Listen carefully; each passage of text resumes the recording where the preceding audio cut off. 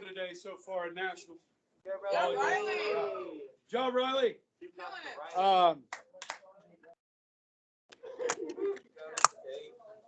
Nationals. They're at Nationals in Columbus, Ohio. Yeah. So listen, yesterday we got through part of this Congress convenes. Okay. I don't know if any of you guys had a chance to print these off. Okay. But you probably should at some point. Okay. So after they pick their leadership, which is what we did yesterday. Okay. They swear in the members, sit on the right, left. You got your officer, sergeant, armed storekeeper, post traffic. Okay. Then they approved adopted rules. So we've had over 230 years of Congress. Now there's over 400 pages of the operating rules of the House and Senate. Okay. Now, who knows all these rules? Okay. Well, it's really the job of the leadership to know all the intricacies of the rules because you can really use those to your advantage. Okay, so somebody needs to know the rules. All right, it's kind of like when we have baseball games, guys. Baseball rules. I mean, some of them are just crazy. You think you know everything, and then you don't. So really, some umpires do a really good job. I mean, we had a situation in our first game of the year against Mays, and nobody caught it except for the home plate umpire. He saw it. And it actually worked to our advantage, okay? Because what happened was, want to hear the story? Yeah. Okay, so it's a close game. It's a close game, and we had a guy hit a foul ball. Okay, we had a runner on first. There was foul ball, so it's a dead ball. The game is not in play. It's a dead ball, and then the batter had not gotten back in the box, but the pitcher got back on the mound, and the base runner led off. And they picked over to first base, and actually, I think they had a guy on first. We threw it away, and the guy got all the way to third. And the umpire said, "No play." The batter hadn't gone back into the box, and so none of that happened. You got to go back to first. Okay. Then we got the guy out and got out of the inning. Okay. Yeah. I mean, so. You got to know the rules, all right? And, I mean, I know that rule, but I wasn't really paying attention. That there was a foul ball before that. I didn't recognize that the batter wasn't in the box and stuff like that, okay? So anyhow, once they approve the rules, then the members get assigned to committees, okay? This is where your book comes in handy, guys. Okay, page 77. The second page 77. There's two, and I will reference the first 77 here in a minute. So, and does people in Congress have to be like Democrat, Republican? There are two independents in the Senate. Okay. So where do they sit? Like in the middle? They have to choose whether to caucus with one of the two parties. Now, they can choose not to, but if they're not caucusing with one of the two parties, then they don't get on any committees. They don't have any power because they are extreme minority. Already, the minority doesn't have much power, if any. Okay, now you're an extreme minority. So both the two independents in the Senate caucus with the Democratic Party. So Bernie Sanders and Angus Young are the two Democrats, and we'll talk about that too. Okay, now on page 77, you see these standing committees. You see them? Okay, so you got agriculture in the House. I'm looking at appropriations. Now, when you hear appropriations, guys, think funding. Anytime we're going to spend money, we have to fund something. It's got to go through the Appropriations Committee. Okay, and so that's an important committee to be on. Now, in the House, there's 19 committees. In the Senate, there's 17 standing committees. Okay, banking, finance, budget, commerce, economic, education, government reform and oversight, House oversight, international relations, judiciary, national security, rules, science, small business, standards of official conduct. Thank you, Maxine Waters. Transportation and infrastructure. Whoa, transportation and infrastructure.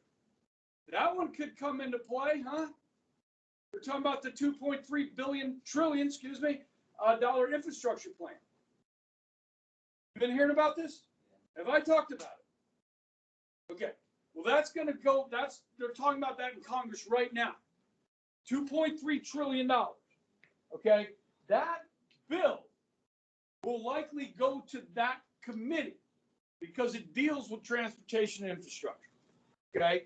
Now, bills don't always have to go to the committee with the name that best matches it, but they can. Let me give you an example. When the Affordable Care Act, Obamacare, went through in 2009, it was 2,600 pages long. That bill was sent to 11 different House committees to be worked on, to spread out the labor. That's what these committees do. They spread out the labor. You have over 10,000 bills introduced every 2 years into Congress. 10,000. Does Ron Estes, our representative from the 4th District of Kansas, have time to read 10,000 pieces of legislation? He doesn't. So they use the committee system. Now, if you're a freshman member of Congress, just got there, and you're like, I represent Kansas, the 1st District, the big one. Which committee do you want to be on? The Agriculture Committee, right? The only way you're getting on that committee is if the leader of your party wants you on that committee. You can ask nicely and see what they say. Okay? Ron Estes is on the House Ways and Means Committee, which is the last one on there, which is the ways and means to pay for things. Taxes. Okay? So that's a good picture. These committees are permanent. Now, I'm going to get into the committee system a lot more here. Okay? But you get assigned to your committee, so you'll be on that. All right? And then people wait. This is all happening in early January. Then people wait for the State of the Union address. Who gives the State of the Union address? The president. Now, usually that takes place in January. What month are we in now? April. Biden still hasn't given one. They just announced the date when he's going to give it. Congress isn't even in session. They're all at home. It's during a recess. So all these people who are on recess are going to have to come back for the State of the Union if they want to be there. Okay, and they hold the State of the Union address in the House chamber where the 435 are. It's a bigger room. And then they pack in 100 senators in there. And then a bunch of, some of the Supreme Court will show up, some of the Joint Chiefs of Staff, cabinet members will show up for the State of the Union. Now, members of Congress wait for this to get direction from the president. Because in the State of the Union, the president generally lays out what he wants to do over the next year. Okay? And so if you have a very popular president that just won re-election or just election in a landslide, you think Congress is probably listening to the president? Yes, because they want to get re-elected too, and you've got a very popular president. Now, if you have a president that's not popular, that's seen as kind of weak, then Congress may just choose to ignore the president. Okay? Ronald Reagan passed some of the largest tax cuts in American history with a Democrat-controlled Senate. Because the Democrats were afraid of him. He was so popular. Okay? And they didn't want that to be used against them. Okay? So this is part of, they set out their legislative initiatives. Now, the president can submit a budget to Congress, but it actually has to be submitted by a member of Congress. The president can't introduce legislation. He's in the executive branch. Only a legislative branch member can do that. Okay? So this is the beginning. All right? So let's get into these committees a little bit. You see the list on page 77. All right? Now, I think this number has changed. I think it's 19 and 17 now. I'm not going to ask you that on the test.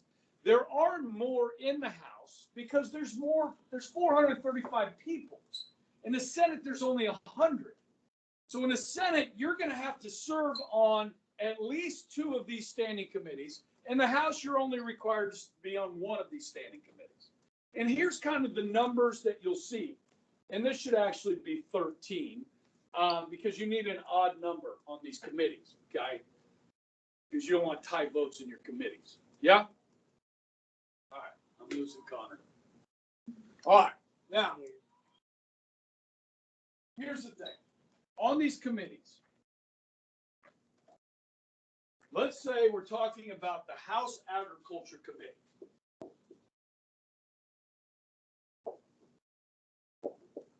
And let's say there are 57 members. Okay, it's a popular committee. Okay, so 24. No. 20. Half of that is 20, 28, 28, 29, and 27. 27 Democrats, 26 Republicans. Does my math work? Nope. 29 and 28, right? Yeah, 29 and 28. The majority party always has more members on the committee than the minority party. Does that make sense? That's the joy of being in the majority. Have you seen the keys? Anybody see any keys back there? I have not. That's a bad feeling. Are they on a lanyard? No, they just have like the key in the. Okay, that's a bad thing. You need to put them on a lanyard. I probably do. I lose them all the time. Okay, well, see any keys? They're probably mine. Okay, I'll keep an eye out.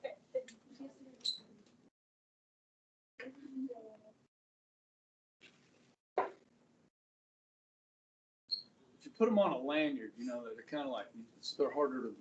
He loses them weekly. Okay. Is it warm in here or is it just me? You're wearing 3 shirts. I know. Why are you wearing 3 shirts? It's comfortable. Okay. Now, here's the other thing with these committees. So every committee in the House and the Senate today has more Democrats than Republicans. Every chairperson of every committee in the House and the Senate is a Democrat. Okay? So the chair is always of the majority party. The chair is like a dictator over the committee. Nothing happens in the committee unless the chair wants it to.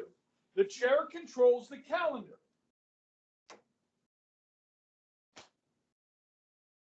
The calendar.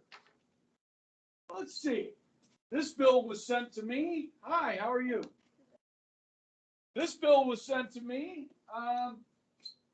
from a Republican. I see this. Yeah, I'm not going to put that on the calendar. I'm just going to set that over here and forget about it.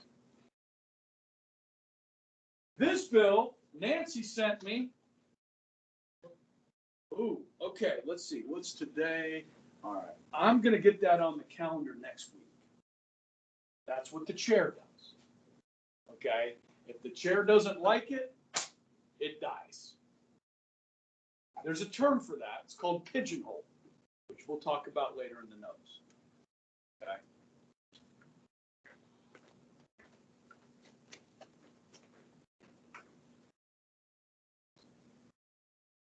Oh, yeah.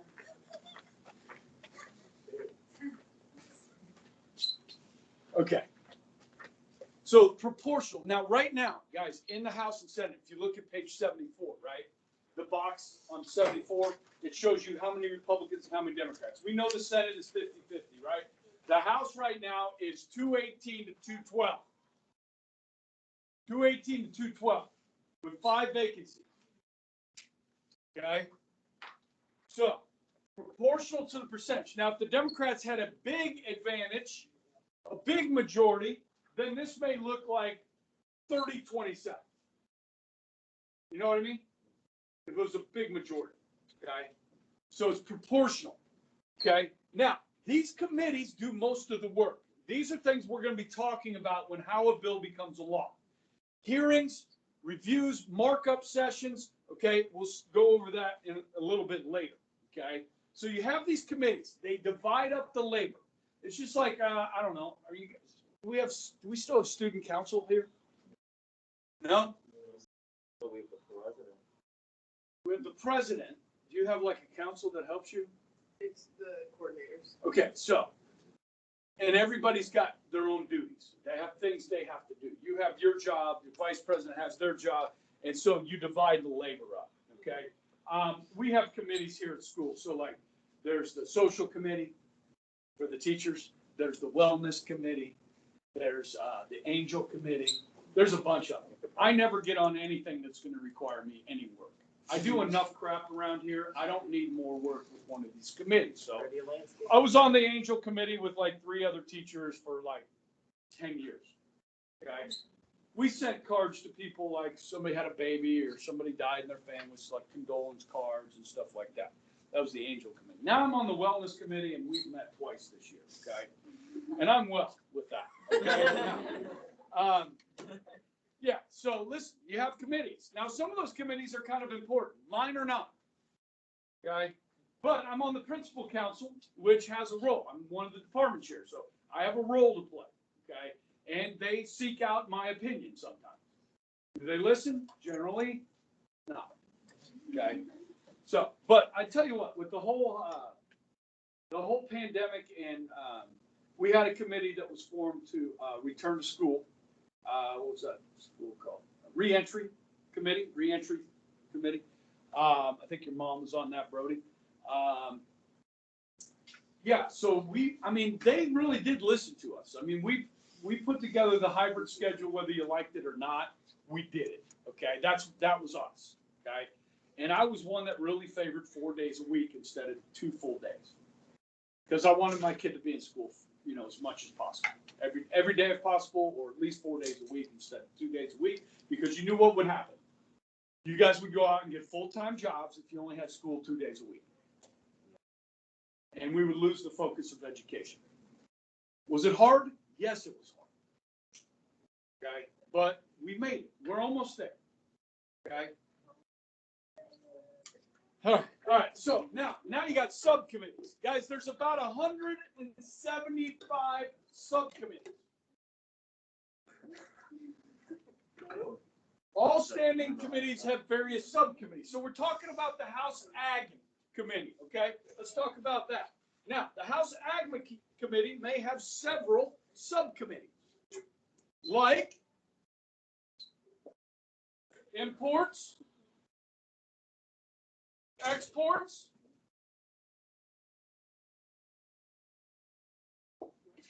pesticides and insecticides. So, members have to serve on several subcommittees. Hi. Why do you have to return them? Freaking burning up in here, man. Why do you have 2 undershirts? Why? Only one of those only one of those is Yeah, he's like. They don't need all- That's right. 175 subcommittees. All right. Now, you have to serve on several of those. Now, go to page 77. Little like necklace thing is all. Which what? It's over there. Oh, yeah. Which 77? Riley. Okay. It's where it needs to be. Okay. Now, page 77, number 2. You can see representatives. Now, we got to make some changes on this. Jerry Moran is a senator, yes? He is on the Appropriations Committee, Commerce, Science, and Transportation, Environment, Public Works, and Veterans Affairs and Indian Affairs. He's a senator. He's got to be on multiple. Okay? Moran's a pretty important senator. I mean, he's pretty high ranking in the Republican caucus. Okay? Now, Pat Roberts is gone. Roger Marshall, who used to represent the 1st District in the House, now is senator. So cross out Roberts and put Marshall. See that? Need a pen? I got you, Greg. Oh, I got her. Oh, okay. I gave her a book. Oh, give me that. You're not writing in my book. Yeah, exactly. That's why I didn't write in your book. But don't you want your book to be correct? Yeah, that's fine. Listen. All right, now, let me show you something. I'm just gonna do this now, because I can. Okay, listen. All right, you see Roger Marshall where it says Representative Roger Marshall? Okay, now go back one page. See Tim Hulskamp? Roger Marshall. You got a line through him, but his name's there. And I got Roger Marshall written above him. Okay, here's what happened. Tim Hulskamp ran for the House of Representatives from the 1st District of Kansas. So if we look at Kansas,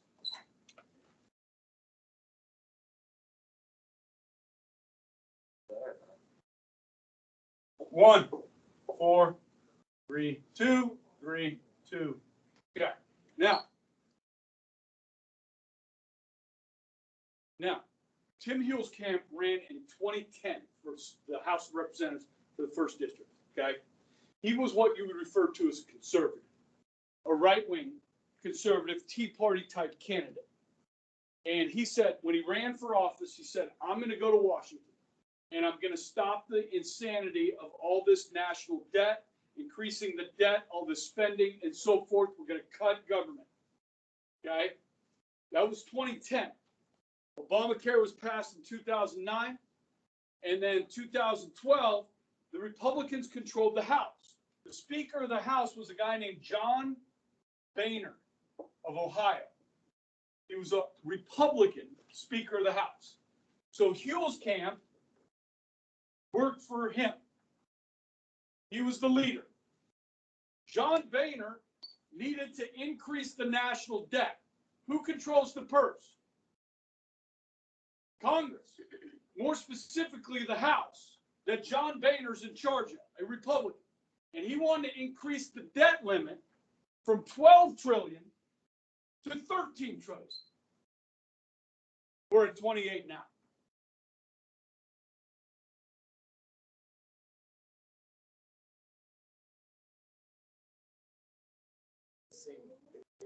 It's crazy. Now listen, Hulskamp said, John, I'm not voting for that. I came to Washington to stop this. And Boehner said, you need to fall in line. You need to follow the leader.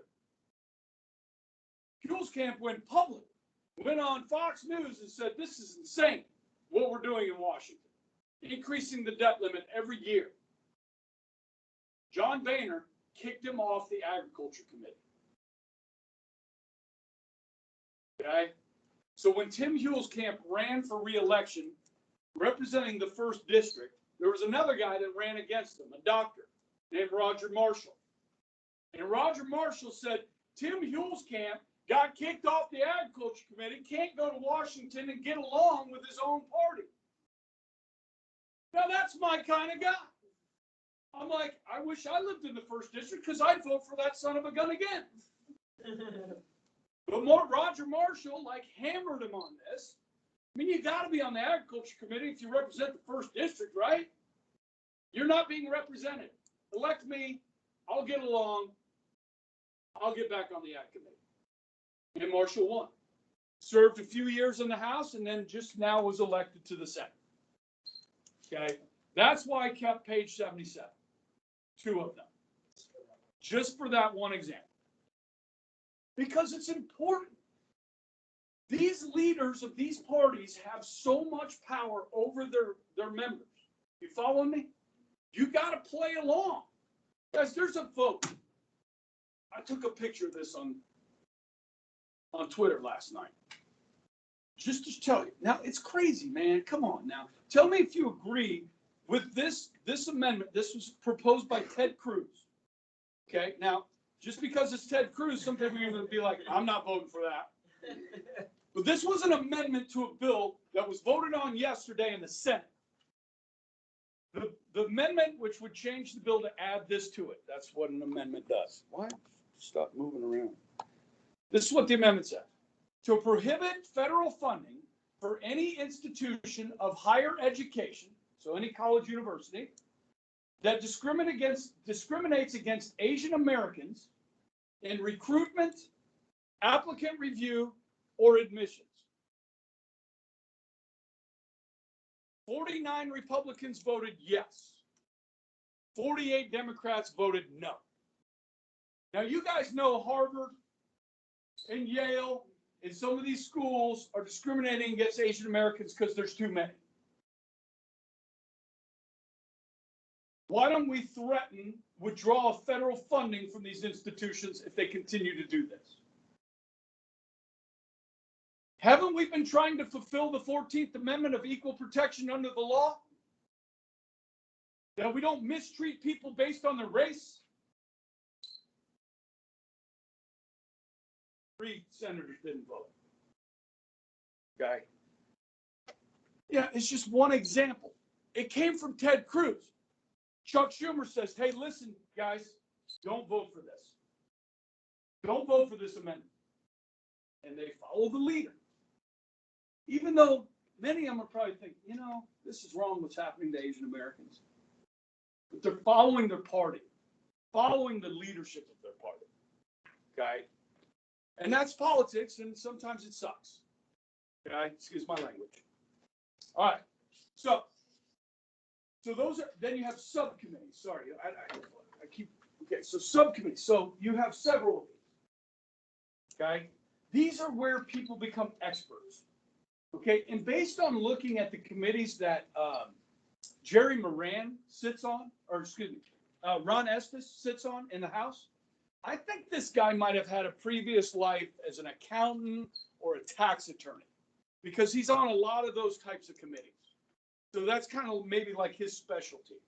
If you're not real knowledgeable in the area of the committee you're on, you will become over time. Now, all of these committees have staff, smart people like you guys that work for the staff, work for the committee. These are not political people. They're just experts in those areas. So you might have somebody working for the Agriculture Committee in the House that knows about farming, knows about trade, that can educate the members of the committee on what's good and what's bad. Does that make sense? So these committees are important, all right? And they're a major part of the process. They do most of the work, okay? So if somebody introduces a bill to Congress, it is sent to these committees. If the chairman of the committee likes it, it goes on the calendar, and they start the process. If the chairman of the committee doesn't like it, it's pigeonholed. Okay? We'll go through all that process a lot of times. Okay? Then you have select committees. These are set up just temporarily. Small special groups set up for a specific purpose and a limited amount of time. So they're not permanent. Okay? Now, what we do have, like right now in the House, is the House Select Committee, or the House Select Permanent Committee on Intelligence. So it started as a select committee, and now it's become permanent. So they kept the name, House Select Permanent Committee on Intelligence. Now that's the committee I want to be on. The Intelligence Committee gets briefed by the CIA. It gets briefed by the NSA, the FBI, okay, by the Pentagon. They know all the secrets. Are there really UFOs? If you're on the Intelligence Committee, you might know. Mike Pompeo served on the House Select Intelligence Committee, and that was a launching board for him to become director of the CIA. Does that make sense? Not to mention, you know, graduating #1 in your class at West Point. Sorry? No. He went from CIA to Secretary of State under Trump, and then he's out. Biden comes in, he's out. Okay. Now, sometimes the president will keep a cabinet member for a holdover from another president, even from another party. Who was it? Obama kept Robert Gates as Secretary of Defense. You guys heard of Robert Gates? He graduated from East High School in Wichita, Secretary of Defense. This guy, this was during the first, after 9/11. He was the president of Texas A&M University. Which, guys, you want to talk about a cush job? Being the president of a big university like that, that's a pretty sweet gig. You know what I mean? You get paid a lot of money. It's really not that hard. Okay? It's really not. And so he gave up that cush job to become Secretary of Defense. Okay? And stayed on for Obama for a couple of years. Pretty good guy, Robert Gates, man, from East High. Yeah. Famous people from Wichita that you haven't heard of. Okay. All right. So we're still talking about committees. Then you have joint. So like examples here, Watergate, 9/11 Commission. What happened on 9/11? How did we not catch this? Okay. So they put together a committee to investigate that. And then they came up with, results of that. And there's a publication, a 9/11 Commission report. There's a Watergate Commission report, okay, that you can read. All right, they're available online, both of them, okay? So those come up from time to time. And then a joint committee is more clerical in nature. This is like things that aren't political, like printing or the Library of Congress. How are we going to make that political? I'm sure we could, but generally it's not, okay? So they report to both House and Senate. It's just more efficient to have the House and the Senate working together in a joint committee here, okay? And then a conference committee. What time do we get out? Yeah. This is one of the steps of how a bill becomes a law, okay? And so we will revisit it. I want to do it now, okay? Because it's important. And then I'll do it again later, okay? Conference committee. All right, guys, if a bill or proposed legislation is going to spend money, which body does it have to start in? It's got to start in the House. If it's going to tax you or spend your money, it has to start in the House. Why does this keep turning off? Okay, now let's talk about this $2.3 trillion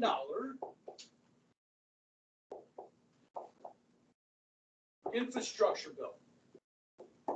You guys know what infrastructure is, right? Roads, bridges, dams, water treatment facilities, water waste facilities, drinking water facilities. You guys heard of Flint, Michigan? Okay, what happened there? Tunnels, all kinds of infrastructure, okay, but mostly roads and bridges, okay? 2.3 trillion. Now, Nancy is pushing this bill, okay?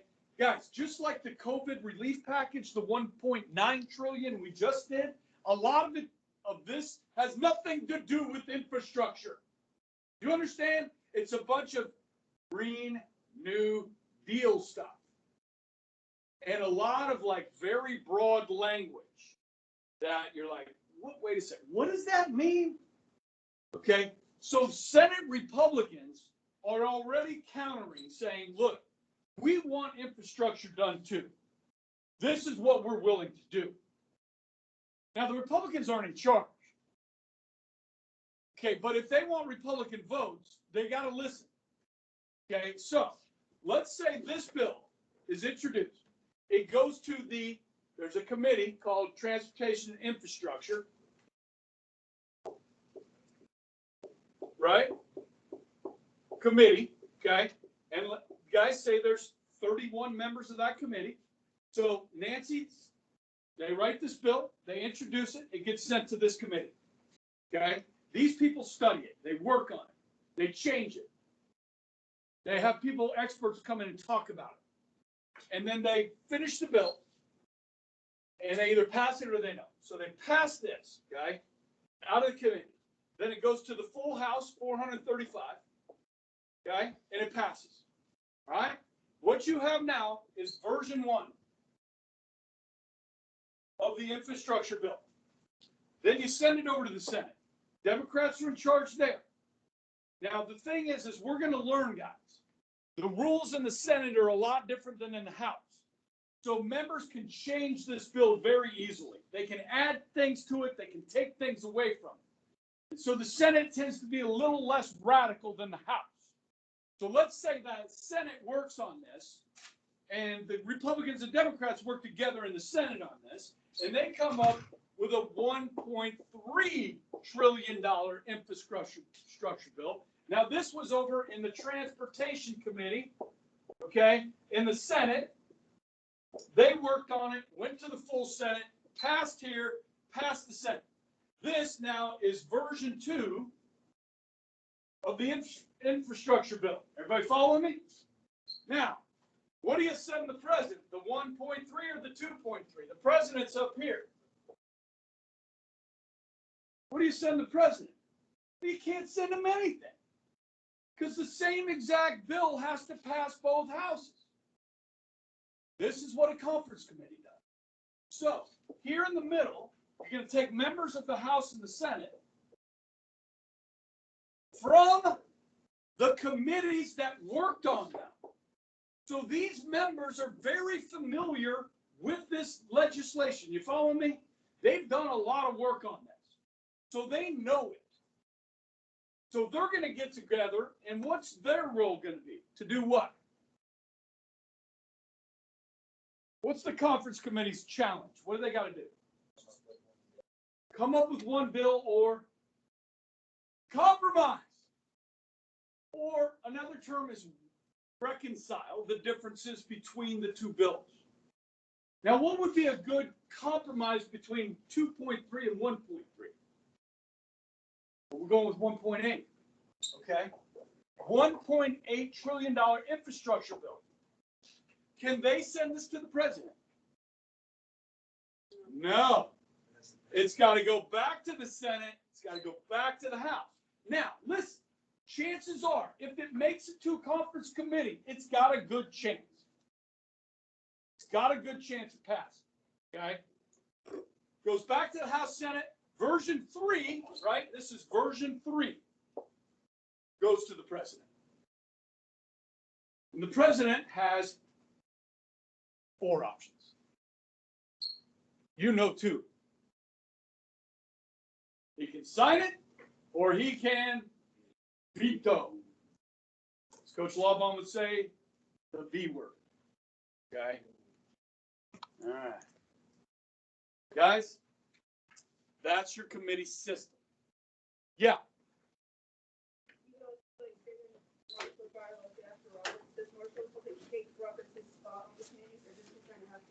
He'll start over. He'll start from scratch. Members kind of choose committees that they're interested and can help affect their state. I'm on those intelligence committees, man. That's what I want to be on. For sure. I like foreign policy. So I like to be like foreign relations, intelligence committee. Screw agriculture. I don't know anything about that. Yeah. Yep. It could die or they could try again. Yep. Try again. But usually, you're probably going to shut it down for a while and try again at a later time. Huh? Oh, yeah. Oh, and it gets worse. All right, we'll stop there. Pick up some other things tomorrow, Monday.